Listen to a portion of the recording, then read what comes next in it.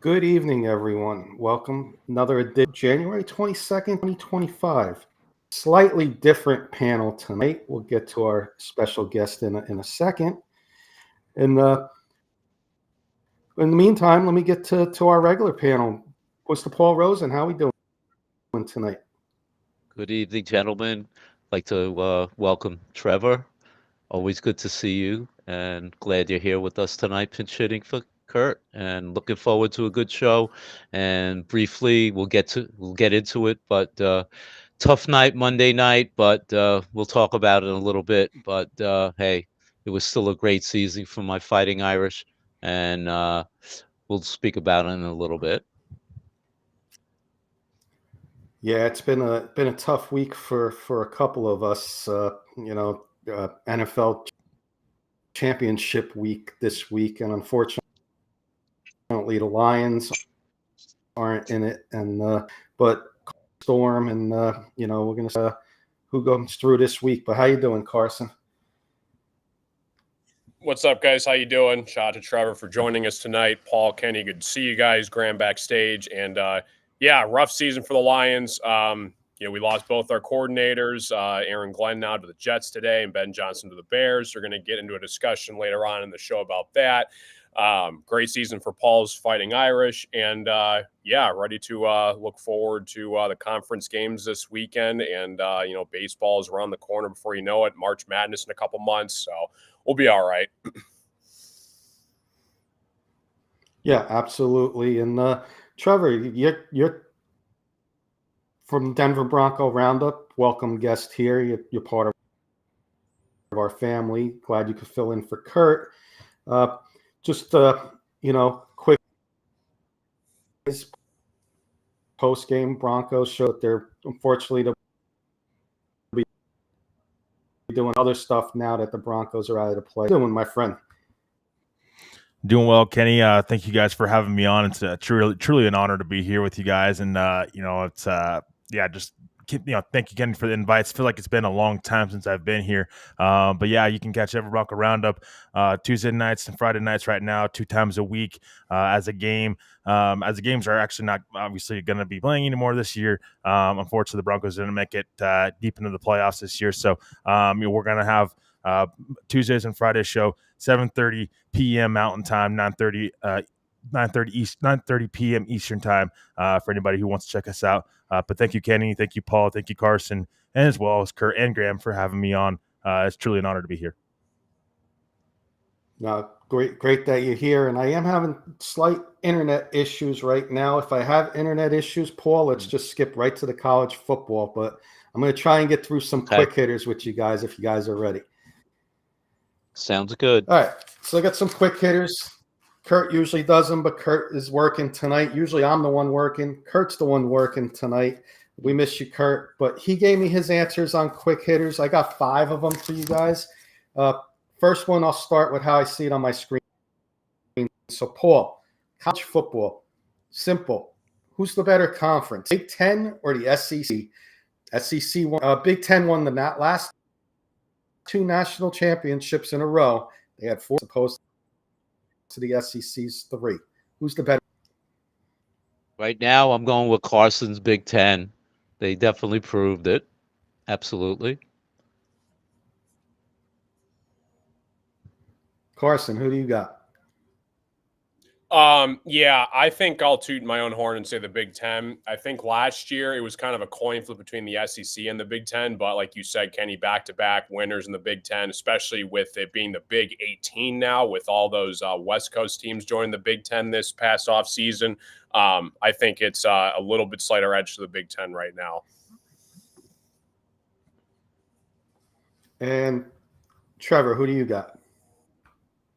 I got the Big Ten. I'm with Paul and with Carson on this one. Not much of an argument there, knowing the past success that conference has had in the last couple of years. Kurt's an Auburn fan. He's the lone wolf here. He's going SEC, but I think the Big Ten's got him right now. Let me get to some comments. Our good friend Scoop is saying, greetings from snowy Mississippi. That doesn't even sound right. Yeah, New Orleans is supposed to get big storm this weekend as well. Scoop saying, Trevor in the house. Carson, sorry about Detroit, but congrats on a great season. He told you earlier, you've become respected when your team is losing their staff members to other teams. He's got a question for Paul I'll get to in a second. And he's saying, as an SEC guy, the Big Ten has lapped us for now. And our good friend David Burns watching from Cedar Hill, Texas. What's up, Dave? I hope you're staying warm. I know it's cold all around the country. Scoops his question for Paul. What do you think will happen for the Irish on defense now that their coordinator is going to the Bengals, Paul? Yeah, I mean, it's next man up. They'll get a viable replacement for Al Golden. He did a fantastic job with the defense, especially they lost so many key members with injuries. Not to use that as an excuse, but I think that was a great hire by Cincinnati, quite honestly. They'll pull someone from the ranks, or maybe they'll go get someone from another college. But we'll be good. We'll be good. I'm not worried about that at all. Great. And on my feed, Jay Cook's saying hello. He wants to know how everyone's doing. And where's Kurt? Kurt is working tonight, Jay, a meeting. So he's still not home. So Trevor from Denver Bronco Roundup's filling in. I know you're a Steeler fan, Jay, but check Trevor and the guys out on the Rocky Mountain Sports Network, Denver Bronco Roundup. Great podcast about the Broncos, and they'll talk AFC, some Steelers if you want as well. I know Trevor would do that for you. All right, guys, let's move on. I got the next question here. NFL playoffs, Carson. Saquon Barkley right now is 147 yards away from breaking Terrell Davis's combined record. Do you think he'll do it in this upcoming game against the Commanders? I think he'll fall just short. I can see like about 115, 120 yards. I think he'll definitely make a big impact, but getting 150 rushing yards in a single game, that's tough to do. So I'm going to say he falls barely short. Yeah, and the key word is I made it for this game because Terrell Davis did it in 18 games, and that's what Saquon's at right now. This would be his 18th. Got it. Trevor, how about you? Yeah, I think he falls a little bit short because, I mean, again, we're at this point in time in the season where teams are going to start adjusting to the run games and make Jalen Hurts beat them. So I think he falls just short. Yeah, and Jay's saying he's going to check you guys out. Paul, your thoughts? Yeah, I'm agreeing with the guys. Quite honestly, I think Washington is going to be very difficult for him to run the ball. Though I will say, not knowing the full status of how Jalen Hurts is with the injury, they may give him the ball 30 times on Sunday. Kurt thinks he's going to get it. I think he's going to fall short because I think Dan Quinn's smart enough guy to take away the biggest weapon. Let Jalen Hurts beat you with the two receivers who are great, but let him beat you there instead of beating you with Saquon. Our good friend Patrick Wiltsey saying aloha, boys. Hey. Aloha, Patrick, and enjoying that vanilla macadamia nut from Lion Coffee. Delicious. It's been cold here, so I've been drinking that. So aloha to you, my friend. All right, guys, third one I got a couple more. This one's NFL draft, Trevor. The Titans are open today. I heard that they are open to trading the number one pick, trading back the number one pick. If so, who do you think would move up? I got some teams listed in the top 10. The Browns, the Giants, Patriots, Jaguars, Raiders, Jets, Panthers, Saints, Bears. Do you think any of those teams can move up and make the deal with the Titans? Yeah, I mean, I think if you're looking for a quarterback and you're the Raiders, I think you have to pick up the phone and make that call. I don't know if Tennessee, what the cost would be for Tennessee to move off that pick, knowing that Travis Hunter's sitting right there for them, and there's a couple blue chip prospects there that are sitting there for him. So, yeah, I think that the Raiders should be a team that absolutely calls up Tennessee and tries to move up to get the quarterback of their choice. That's a good pick. Paul, I'll go to you next. Yeah, I would say the Raiders, but I also read a quote from the new general manager from they got from Kansas City that they're looking at generational talent, which says to me Travis Hunter, which would be in my mind and I think Kenny's mind, not great to hear, knowing that he could be there at number 3 for the Giants. But I would say the Raiders. Carson, I'm with Trevor and Paul. I think the Raiders is probably the best fit, especially what happens with whatever happens with Primetime if he decides to take a coaching job in the NFL. I think the Raiders, even the Browns with the whole Deshaun Watson situation, him re-tearing his ACL, that's just a disaster in itself. So they might look to try to nail their future quarterback as well if they really want to. But Raiders or Browns, could come up. Even the Giants, if they really want to secure Travis Hunter, move up a couple spots and get him. Yeah, and you know what? Kurt's going Raiders. My sleeper is the Patriots. It's Travis Hunter's a generational talent, both sides of the ball. Josh McDaniels just got hired over there. That's my sleeper one. But the Raiders would be my top choice. But if the Patriots want a playmaker to build around with Drake May, don't sleep on them trying to move up to number 1 for Travis Hunter. Kenny, can I just I got 2 more. Kenny, guys. can I quickly just say something? There's this kid McMillan from Arizona that I saw a rating. He was rated higher as a receiver than Travis Hunter. So just saying, and he would probably be there at 4 for the Patriots. That's a good point. That's a good point. Kenny, but I'm just Travis Hunter, both sides of the ball, though. So it's the same generational talent. Yeah, absolutely. I got a baseball one and then a final fun one for you guys. I'll go back to Paul first on this one. Alonso and Bregman, both yet unsigned, Paul. Simple question. Where do you think they will sign? Man, that's a great question, Kenny. It's the craziest offseason I've ever seen for a player. My Met, Pete Alonso. I mean, I have absolutely no idea.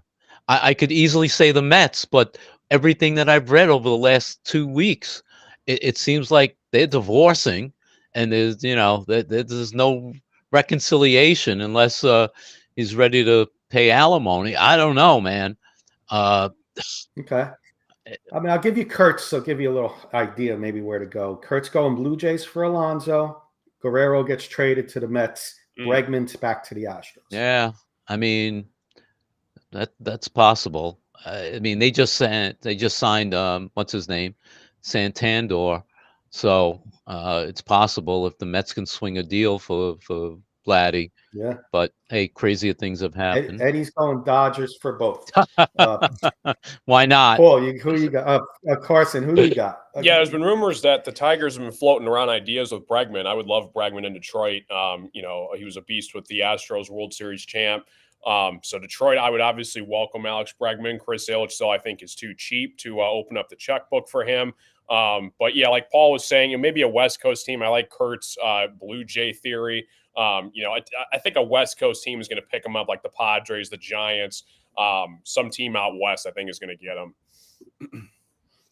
Well, Jody's going Bregman back to Houston and Pete to Arizona. That's an interesting one.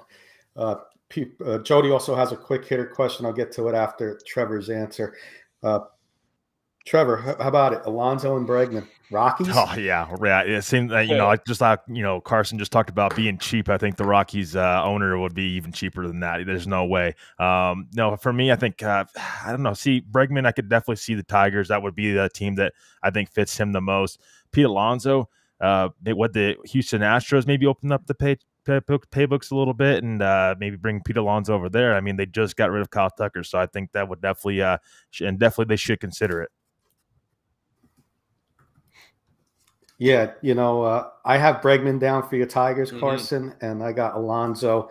Was the same exact repeat answer. Kurt and I were talking today, and when I asked him these questions, I said, you stole mine. Mm. Alonso to the Blue Jays, Guerrero to the Mets in a trade. Quick rapid fire. Jody wants to know, are we taking Hunter or Sanders at 3, Paul, if they're both there? I'm going Hunter, and I think you are as well, right? Absolutely, without hesitation. Yeah, absolutely. All right, I got a fun one for you guys.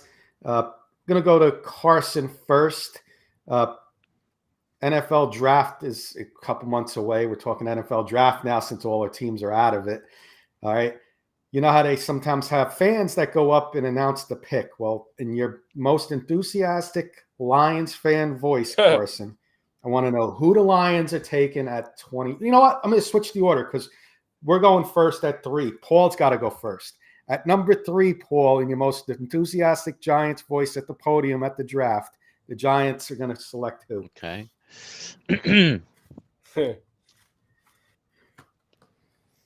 For the third pick in the 2026 draft, my 57-year fandom New York Football Giants select Travis Hunter, wide receiver, defensive back from the University of Colorado. Go Nice. Buffs! Well, I got to boo you because it's 2025, not 2026. That's true. All right. I was so kidding. excited I Great messed pick. up. Great pick. Great pick. Great pick. I'll be ecstatic with that. We're going to move on to number 20. Kurt, he's not here. He was going to go Ashton Janty, but we're going to get Trevor's official pick since he's live. He's the one that's going on the podium. Yeah, with the 20th pick in the 2025 NFL draft, the Denver Broncos select Colston Loveland, tight end from Michigan. That's a good pick. I like it.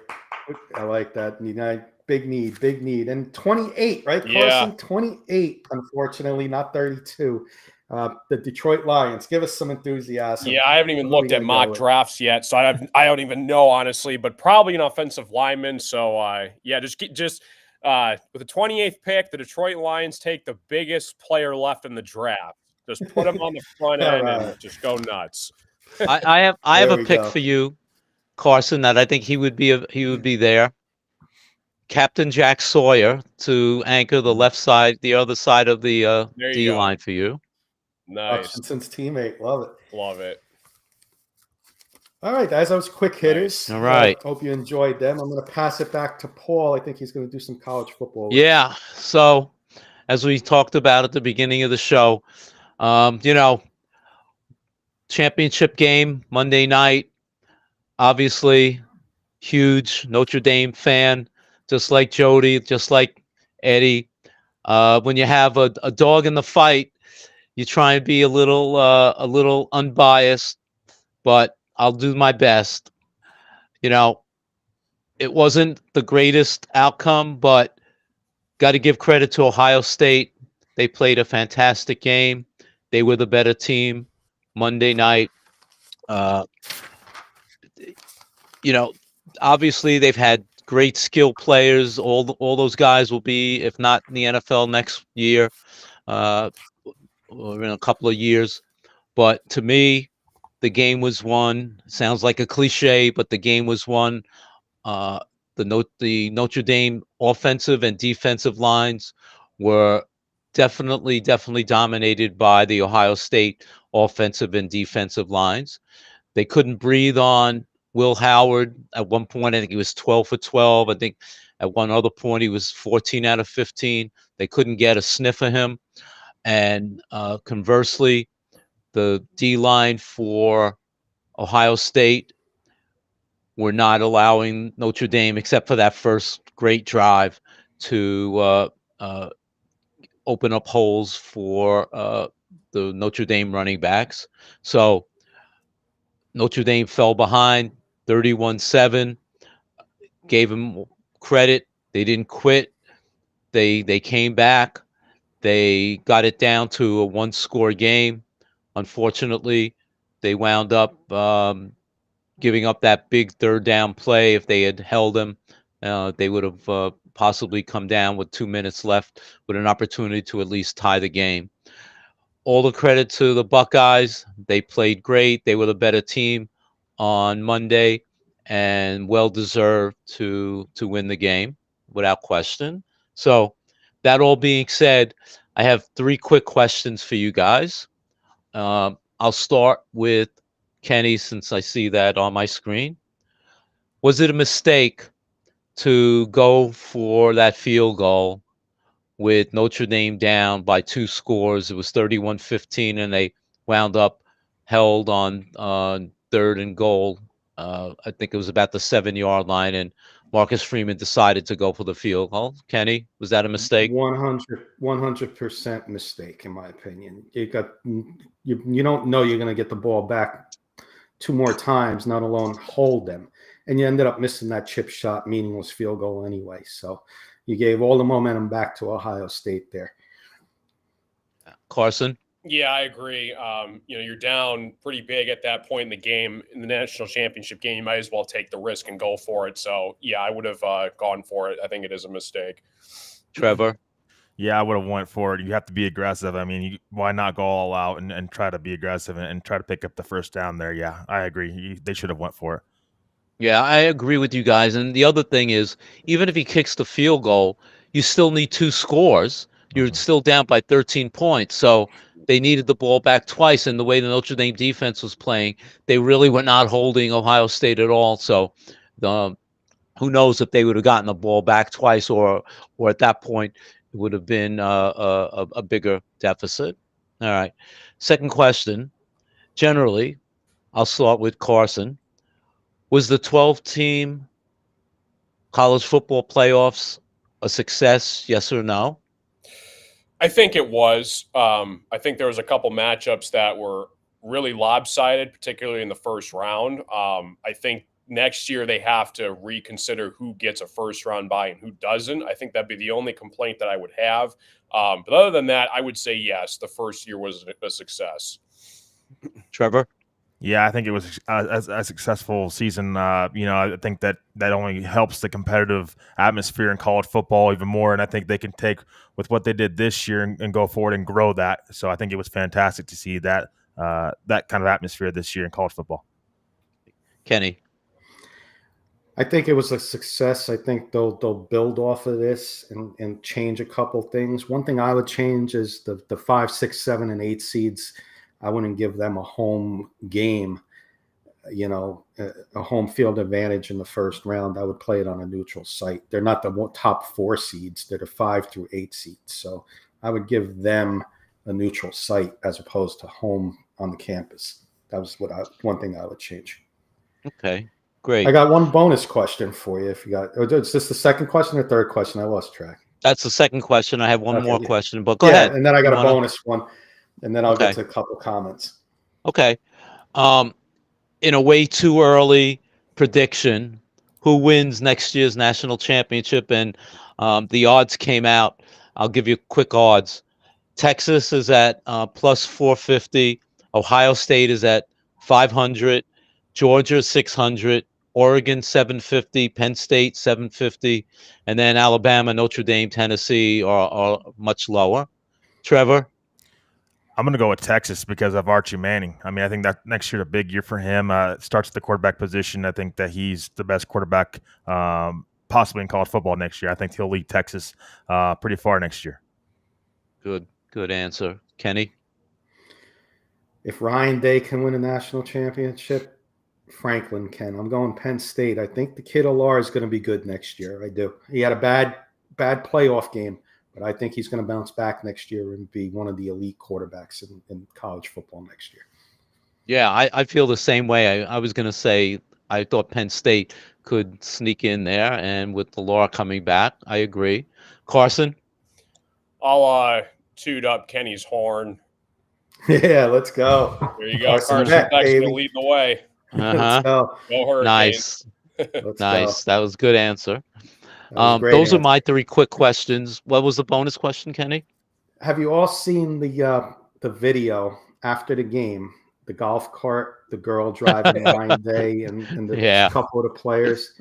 My question to Paul and everybody: If you haven't seen the video, go watch it. But watching the video, how everybody was laughing it off and nobody was hurt, except one person, Ryan Day. You just won a national championship. Is he not the biggest D-bag in football? Yeah. All I'll say to that is he has the most punchable face that you want to punch right in the nose, doesn't he? Oh, yeah. Biggest D-bag. Carson, biggest D-bag in football?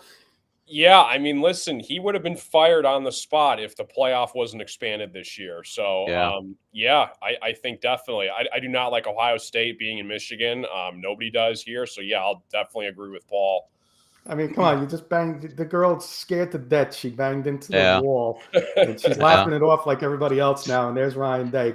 Trevor, is he the biggest D-bag? I would say yes. Yes, I would say yes. Absolutely. Just keep it short. Kenny, if you guys ever saw that Austin Powers movie where he gets in the golf cart and he's going back and forth, but there's really no room in the hallway for him to go back, that's what it reminded me of. Yeah, that was good. Some comments. Eddie Murphy, back to the third pick. He said, "You're gonna sing if you were up there, Paul. If you about the third pick with the draft." Oh, yeah, right. Eddie's saying, "Staying in the Big Ten, Michigan State with the upset." LOL. For the There you go. Nice. All right. Clayton, our good friend Clayton, saying hello, guys, and he's saying, Clayton. Dang snow. We got about 3 inches, but the last few days, minus 27 and 30 degrees. Oh, my goodness. David's got a question. What's our take on Ben Johnson being the coach of the Bears? Carson, I got to let you take it. You're the Lions fan. Are we going to do this now or later? Oh, yeah, you know what? Yeah. My bad. Yeah, David, we're going to segue right into it. We got a segment coming up on it. So Okay. we'll get your question with Carson's Corner. So as soon as we're done with the college football. Yeah. Sounds good. Okay, I wasn't sure. Cool. Yeah, no, we are. If there's no other bonus questions, I'm finished with mine. Yeah. Just that was a quick recap, and we can jump right Good into job, Carson's Corner. Cool. Good Nice, Take it job. away, Paul. Carson. Yeah, thanks, Paul. Nice. So big weekend for me this weekend. Lions got upset by the Commanders, 45-31. That was the shock of the century. I don't think anybody saw that coming. But credit to Jaden Daniels, Dan Quinn, their whole coaching staff. We'll see what happens in the NFC Championship game, but Lions weren't prepared, and less than 48 hours, Ben Johnson, he takes a head coaching job in the same division, the Chicago Bears. And today we just lost our defensive coordinator, Aaron Glenn, to the New York Jets. It's been very frustrating, and it makes you wonder, were these decisions premeditated? I 100% believe that they were, based on how quickly Ben Johnson, Aaron Glenn said yes to head coaching jobs elsewhere. So my question to you guys is, same with Vrabel. Vrabel, just now head coach of the Patriots, not the only coaching moves happening in the NFL right now. So my question to you guys is, do you believe that all of this head coaching process should take after the Super Bowl, or do you not mind what's going on? Basically, they can start, talking with other teams during the playoffs. It's kind of almost like the college football's version of the transfer portal, that even though they have bowl games going on, they can basically dip out and leave out on their teammates if they have a better deal elsewhere. Do you believe in this? Yes or no? Do you have a problem with it? I'll go to Paul first. Thanks, Carson. Great question. Yeah.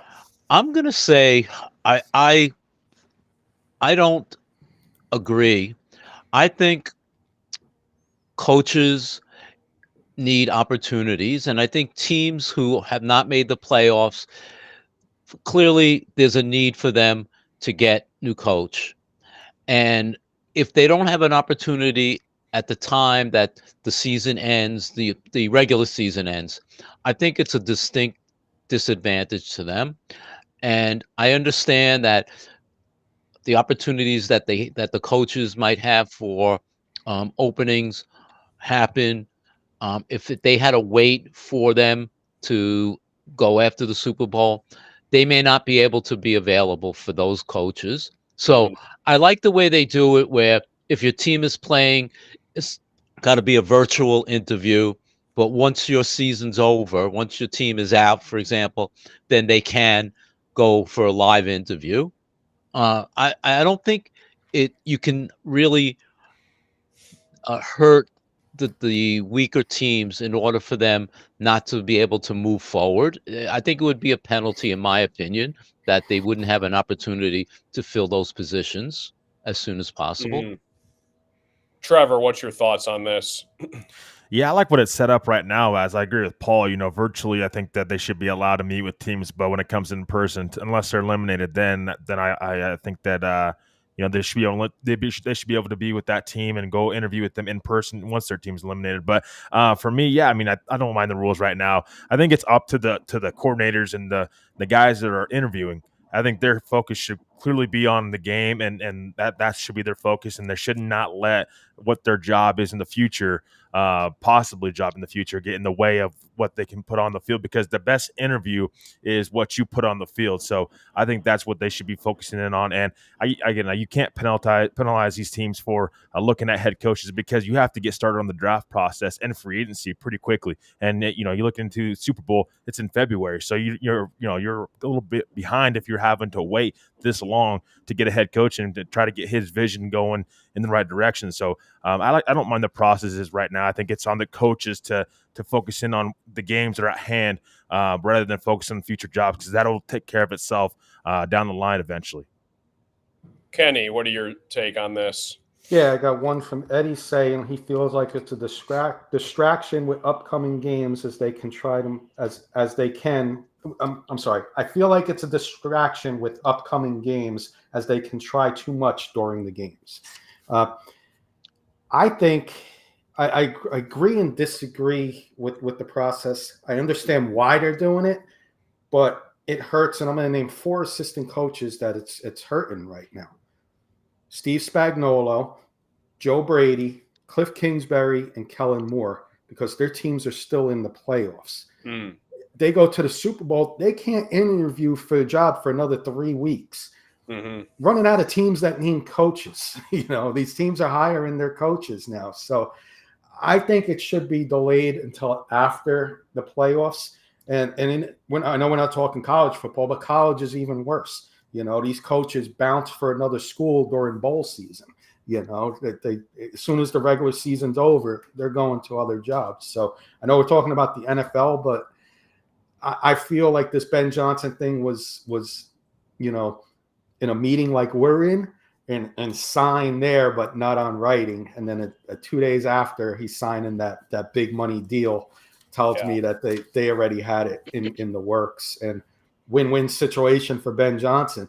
They beat the Commanders and they beat the Eagles. They go to the Super Bowl. They lose. He gets the job for the Bears. And as Paul alluded, the question he had, 7th highest paid coach now in the NFL. Not even a down as a head coach. I think he's the 7th highest head coach now getting paid. Yeah, it's just kind of crazy. Maybe I have a little bit of a different reaction to it because it hits me the hardest because, we lost the best, hottest coaching candidate in probably the most disgusting way possible. Less than 48 hours, we thought this was going to be the year of the Lions, got the 1 seed, 15-2 season.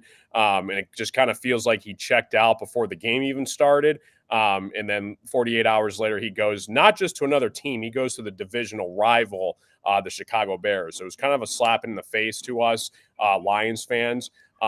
Whereas Aaron Glenn, I had a different reaction to because he's in a whole other conference with the Jets. So, it is what it is. That's just the way the rules work. But like you guys made good points, a team that has an assistant coach, like you guys are saying, Kellen Moore, Spagnuolo, it could end up costing them head coaching jobs because by the time the Super Bowl is over, all the head coaching jobs might have been already filled up. So then they have to wait another year to see what happens. So there's pros and cons to both, but I wanted to get your guys' thoughts on it. But we'll see what happens moving forward. A couple people are saying, who do I think is going to be the DC and OC? I think it's going to be an in-house decision. Campbell still has about a month or so left before the draft happens. But I would love Robert Saleh as our defensive coordinator. That'd be a great pick for the Lions. OC, that's a tough question. I think it's going to be an in-house hire. I think Scotty Montgomery or Antoine Randall, they were running back receiver coach, so they could possibly get their shot in offensive coordinator position. But we'll see what happens. There's still a lot of time left, but DC Salah is my top candidate right now. But good job, guys. Carson, can I just add one more thing? The one thing that pissed me off, and I'll say this, they've had the Rooney Rule in for the last few years, correct? Mm-hmm. I think you talk about going around, and in my opinion, what the Patriots did with Mike Vrabel, where they brought in two guys who weren't affiliated with any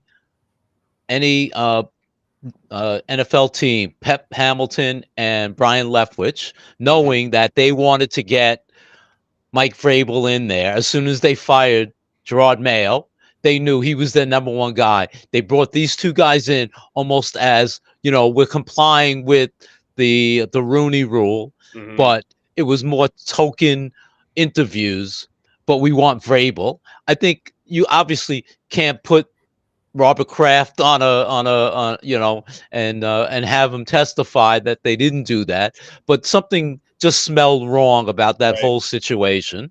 Yeah. Well, like Kenny said, it could have been just a simple meeting as a Zoom call. Like, okay, let's get a virtual yes signature, and when the Lions get eliminated, we'll sign the papers. So there's definitely ways you can manipulate and finagle the rules to make sure Goodell stays off their backs. So I definitely agree, Paul. I will say, Carson, if I can interrupt real quick, Kenny, I will say, because I ended up tuning in to Ben Johnson's presser, it did seem like that the Bears was the only job he was really going to consider. I mean, he was going to take other interviews around the NFL, but the Bears' jobs was his regardless, and it sounded like the Bears were going to give it to him no matter what. So I think even if the Lions did end up pushing into the playoffs, I do think he would have ended up being the head coach there either way. But didn't sound like he was really considering other jobs. And that the Bears' job was going to be the job. If he was going to take a job that he was going to take. And I think Dan Campbell in that situation, I think it's great for Dan Campbell because he's probably already considering guys on his staff well beforehand. Because, I mean, this is Ben Johnson, Aaron Glenn. These guys have been considered for head coaching jobs for a while now. It wasn't just this offseason. So I think that is great for the Lions and for Dan Campbell as far as replacements for those guys. And I'm sure he's got a good list and hand of replacements for those guys. Yeah, for sure. I think Dan Campbell, whoever he ends up picking, will be just fine. And like I said, this question, I forgot who brought this up. Maybe it was Kurt. I think he asked me who would have been a bigger loss, losing Dan Campbell or losing Ben Johnson, Aaron Glenn. I think Dan Campbell is the center of attention. I have full trust and confidence in him. He rebuilt arguably the worst franchise in the history of pro sports in less than 4 years. So I think whoever he gets, and talk about desirability to be a OC or a DC. I think we have the hottest offense in football right now. And our defense, we had 16 guys on injured reserve list this year, which is the most in the NFL. So candidates are definitely going to want to come coach this team. So like I said, I'm not worried about it. It sucks. It feels like Ben Johnson stabbed us with, going to the Bears. As an outside fan looking in, if I wasn't a Lions fan, it does make the most logical sense why he picked the Bears. Same with Glenn with the Jets being a defensive mind. But I agree with you guys. I just wanted to get your thoughts on it. So no, good job, Paul. Let me get to a couple comments on my feed regarding this, and then we'll get to the chat, and then we'll continue. Eddie's saying that Ben Johnson said having Caleb there helped his decision get done quick. Yeah, he ain't going to admit the money's what made his decision get done quick. I mean, how much is he getting a year, Paul? $13 million. Okay, which is that's what made your decision even faster, Ben. Come on. And then he's saying he doesn't mind the Jets hiring, but isn't it time to get an offensive-minded guy? I agree. I think they should have went offense. Back to the chat. Mark Calderio saying good evening, guys. Hey, Mark. Quick one for you, Trevor. Patrick wants to know if the Broncos keep Vance Joseph, defensive coordinator. Yeah, I think they keep Vance Joseph. I think they run him back with VJ another year. They improve that defense, and then next offseason he could be candidate to watch to get a head coaching job around the league. Jody about Ben Johnson. This is why he loves his head coach calling the plays. You don't have to worry about, and then he's saying Rooney Rule is not needed anymore. And then his opinion, if a team wants you, they will wait for you. That's a good point. All right. I think that was a great job, Carson, with the Carson's Corner. I think Yep. back to you, Paul. Nice. I think we're going to continue with NFL. Yeah. I'm going to actually punt it back to you, Kenny. All We're going to talk about the big games coming up Sunday. Yeah, we got about 20 minutes left in the show. Championship week is upon us. I'll start with the AFC. It's the Chiefs and the Bills. The Bills, great game against the Ravens, the best game in the week. Everybody thought it was going to be. It turned out to be. And the Chiefs versus the Texans. Texans beat themselves, in my opinion. The Chiefs moved on. We got the Chiefs hosting the Bills, AFC matchup. I think this one's going to be fun. This is just comparisons, guys. So to make it go faster, I'll give each of you one. I'll start with Carson. Carson, who's going to be the better quarterback in this game? Patrick Mahomes or Josh Allen? I think Josh Allen is finally going to get his flowers. I think he's going to outperform Mahomes in this one. I'll say Allen. Nice. Paul, I'll go to running backs for you. Isaiah Pacheco and Kareem Hunt, or Will Cook and Ty Johnson for Buffalo?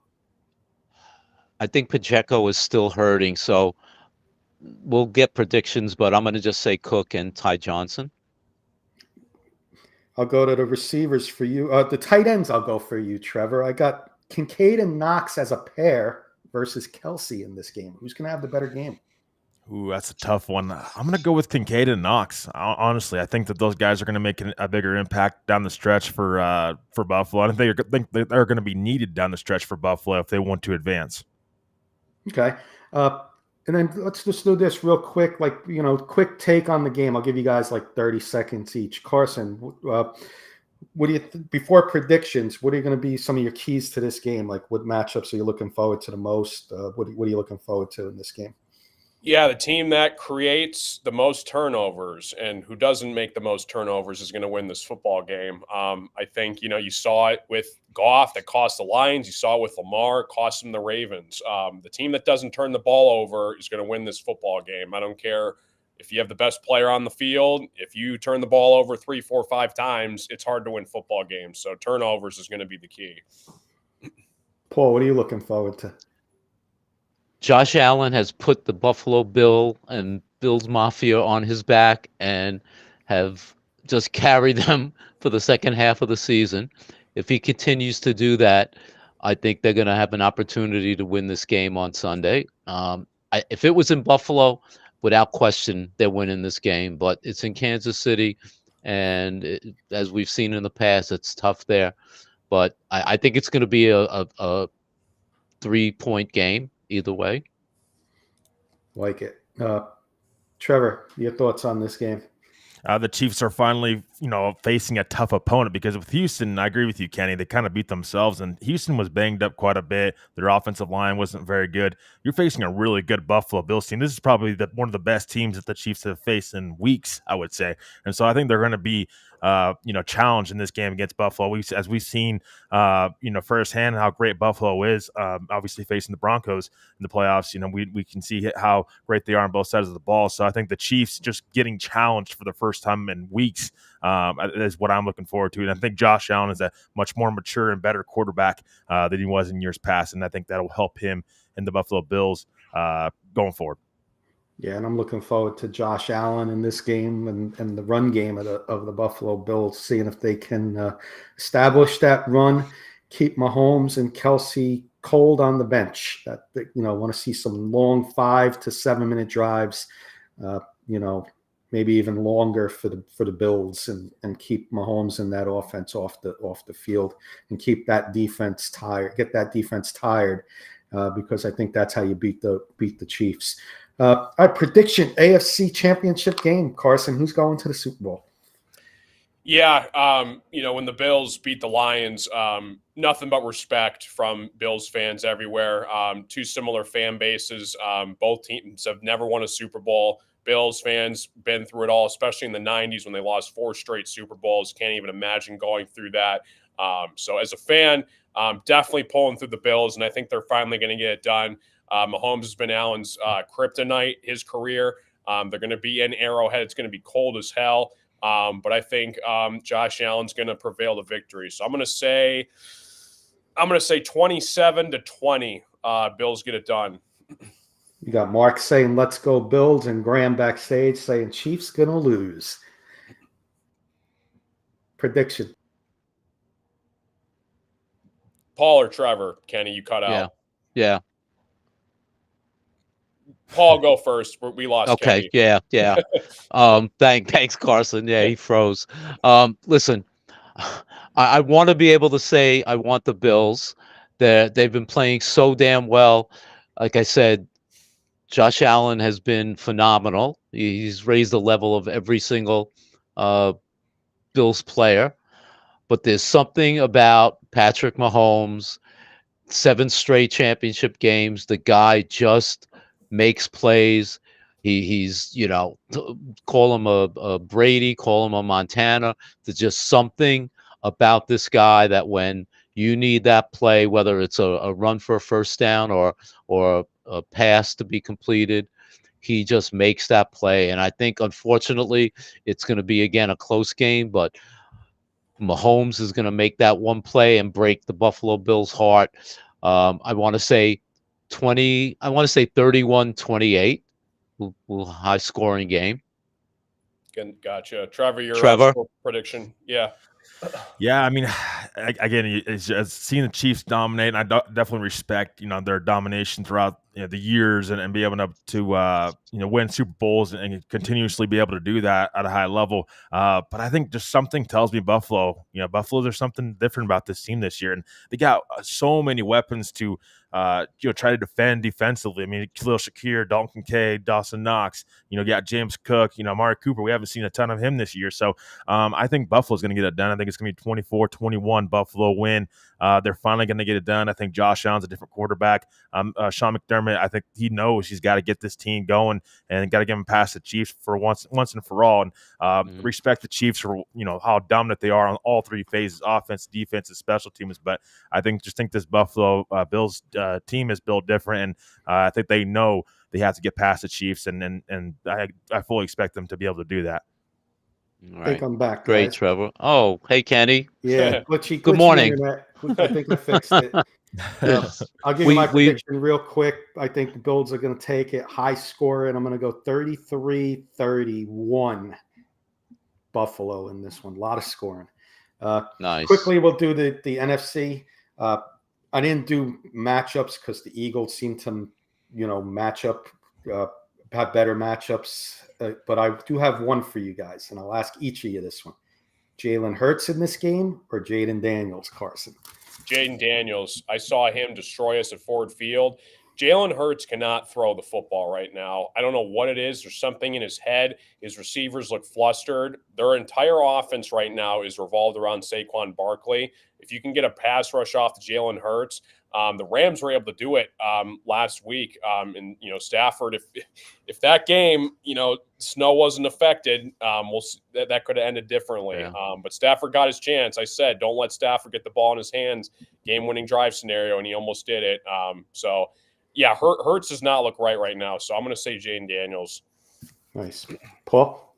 Yeah, Jaden Daniels. I mean, that guy is as cool a rookie as I think we've ever seen in the NFL. It's unbelievable how good that guy is. And I'll tell you, I think, Hurts, his knee, he hurt his knee in the game Sunday. And obviously they're not going to let on how bad it is. But if he's not able to get out like he has normally with his RPOs, that's going to be a big, big disadvantage. And I think Washington's defense is a very, very good defense. And I think they're going to contain him. They're going to keep pressure on him, and they're going to force him out of the pocket. And then he's not going to be able to get outside because of his knee issue. So right now, Jaden Daniels.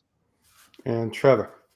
Yeah, Jaden Daniels, 100%. I agree with just what Carson and Paul said.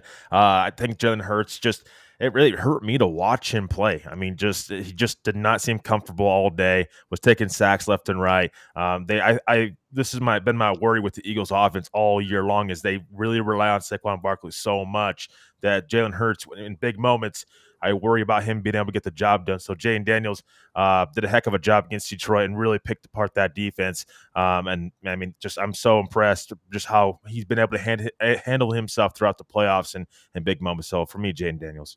Yeah, I'm going to sweep it with you guys. Let's get prediction on this, and then we'll wrap up with baseball tonight. We'll leave NBA out because we're getting close to the time here. So, Carson, who do you got winning the NFC and going to the Super Bowl with the Buffalo Bills, in your opinion? As a football fan, I would love to see the Commanders and see Jayden Daniels become the first rookie QB ever to win a Super Bowl. By the way, if he does that, already Hall of Fame status. Yeah, I just think the better team is the Eagles, considering, putting up to the occasion. I think Sirianni's going to have them ready. Barkley arguably could win MVP if it wasn't for Josh Allen and Lamar. So I think the more overall sounded team is the Eagles on paper. But again, nothing would surprise and shock me if the Commanders pulled it off. So I'll say Eagles 31, Commanders 25. Nice. Trevor, we'll go to you next. Yeah, I think this is going to be an interesting game. I think it might be closer than what people think. It's all going to depend on, I think, what Washington's defense can do against Saquon Barkley. If I'm Washington's defense, I am stacking the blocks against Saquon Barkley, and I am making Jalen Hurts beat me. If I'm going to go down, I'm going to go down that way, not the way Eagles been winning all year. But I think the Eagles will advance. I think they're just too good, and it's not just their offense and Saquon Barkley. I mean, Jalen Carter and what he's been able to do, and Vic Fangio with that defense. That Eagles defense is legit. I think that the Eagles win this one. I would say 28-21. I would say Eagles end up advancing, going to the Super Bowl. Fair enough. Good points. And Paul? Taking my bias out of it against the Dirty Birds. Listen, I would love to see Washington win this game. If this was in Washington, I think without a doubt that Washington would win this game. But that being said, I think the Eagles will win.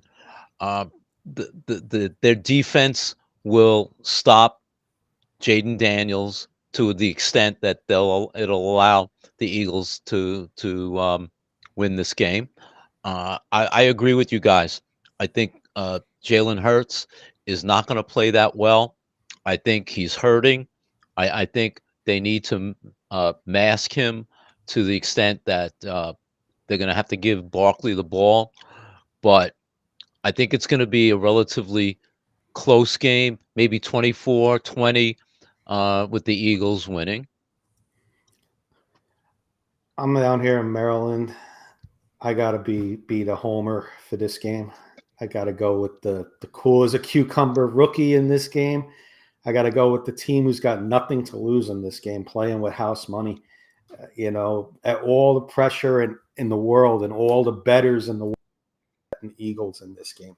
So give me the Commanders in the upset, and in kind of similar fashion, Paul, as our Giants when we beat the undefeated Patriots. This Commanders team is reminding me of them. The seventh, they were the 6th seed. Yeah. The Giants were the 6th seed. Yes, sir. Went out on the road and won 3 road games.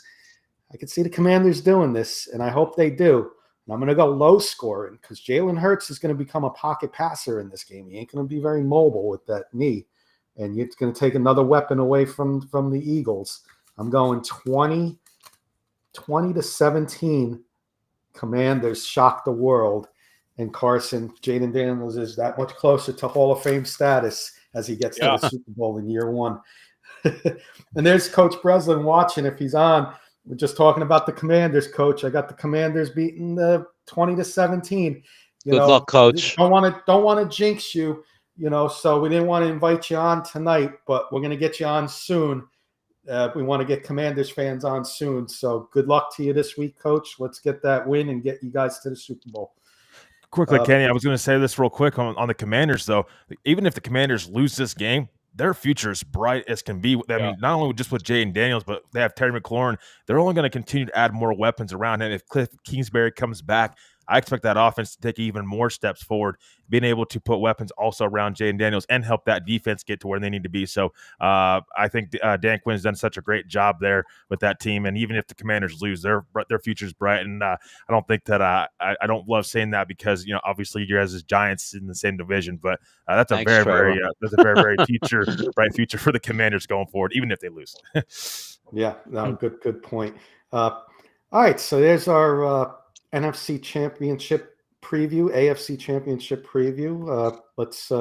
We're hoping all of us on the panel are hoping for the Bills, and all of us on the panel here are hoping for the Commanders. So let's hope we get that Super Bowl. So I'm hoping down here because it'll be fun here with a lot of Commanders fans, and having them in the Super Bowl will be fun. My cousin Gary, big Commanders fan, supporter of the show, Coach Breslin, and many others that support our show are Commanders fans. So we're pulling for you guys.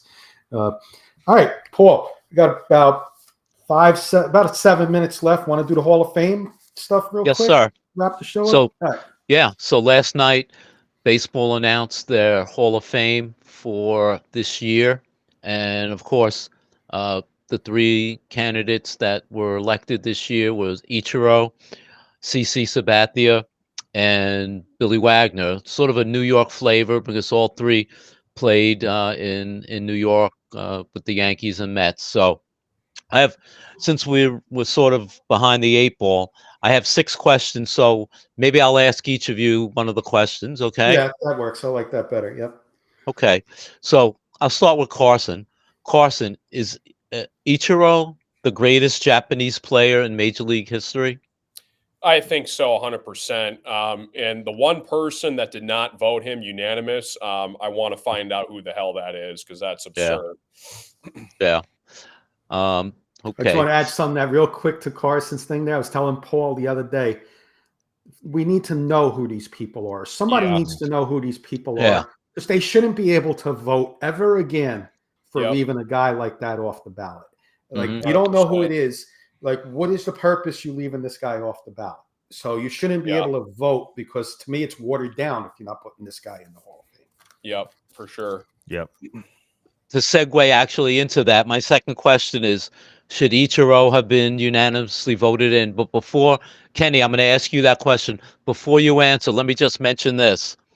I'm going to give you a list of 5 names: Willie Mays, Hank Aaron, Mickey Mantle, Ken Griffey Jr., and Ted Williams. You know what the tie-in to all of those guys were? They weren't unanimously voted in. Correct. None of them were unanimously selected. Interesting. Voted in. So Cody saying clown. It is. It's an absolute disgrace. And the guy or woman needs to openly admit, I didn't vote for Ichiro because I want to know why you didn't. Yeah. Be a man. Come on the air and say why you didn't vote for him instead of it being secret. As John Heyman, the baseball writer, said, who was the numbskull that left him off? Yeah. Trevor, was CC Sabathia a first ballot Hall of Fame player?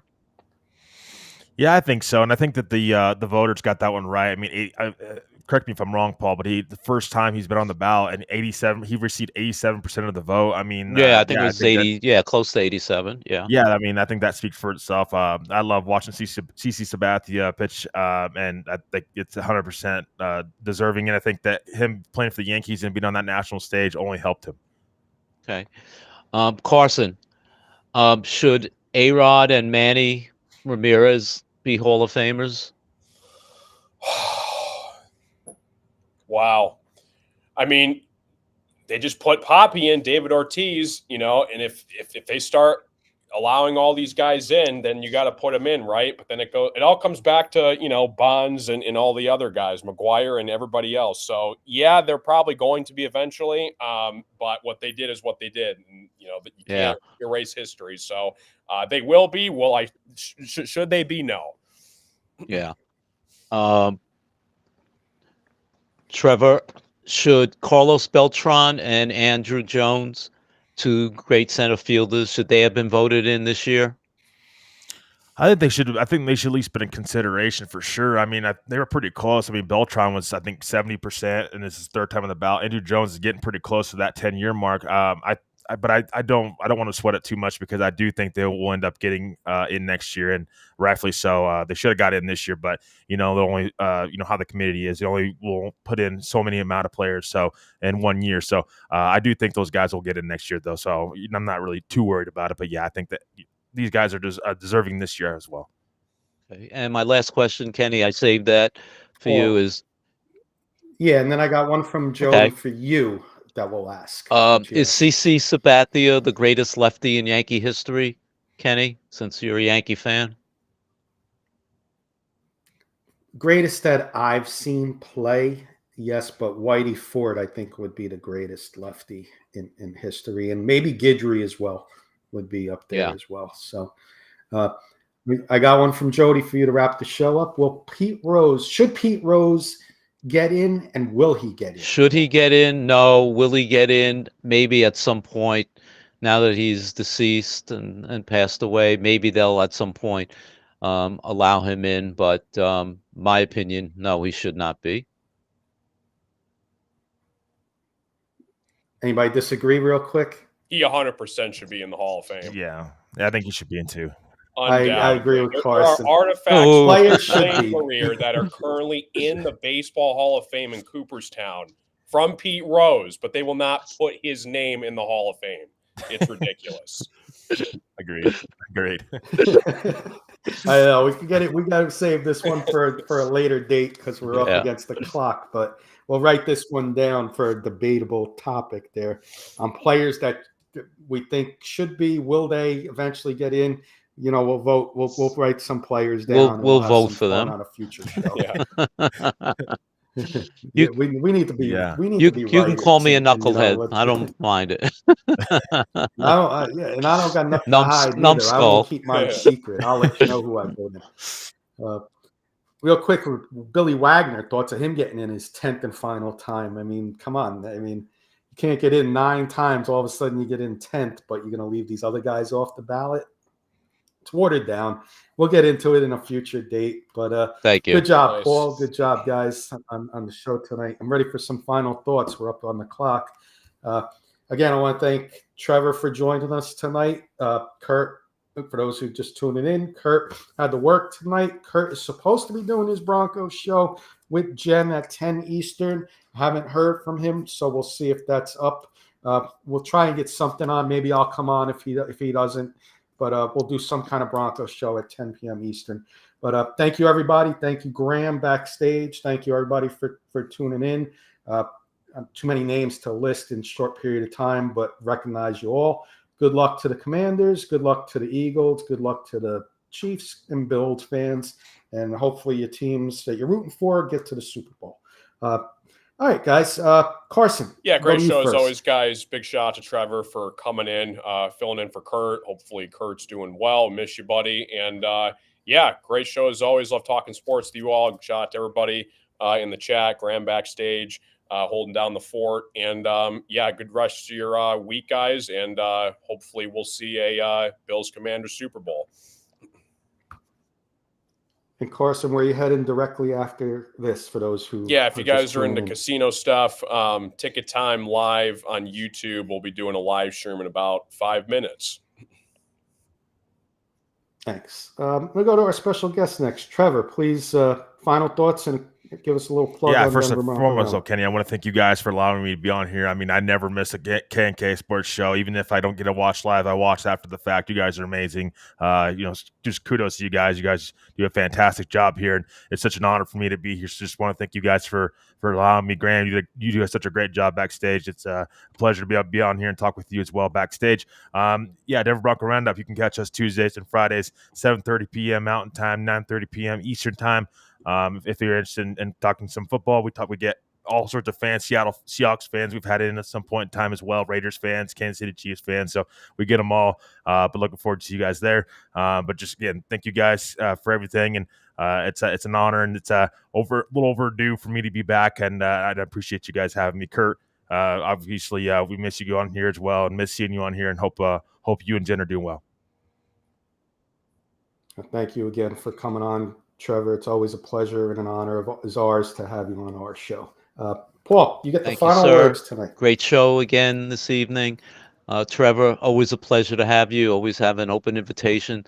We miss you, Kurt, but Trevor pinch hit, amazing. Carson, sorry about your Lions. All good.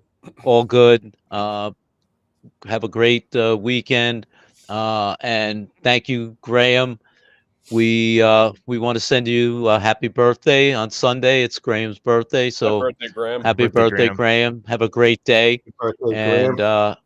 all good. Have a good night, everybody. See everyone.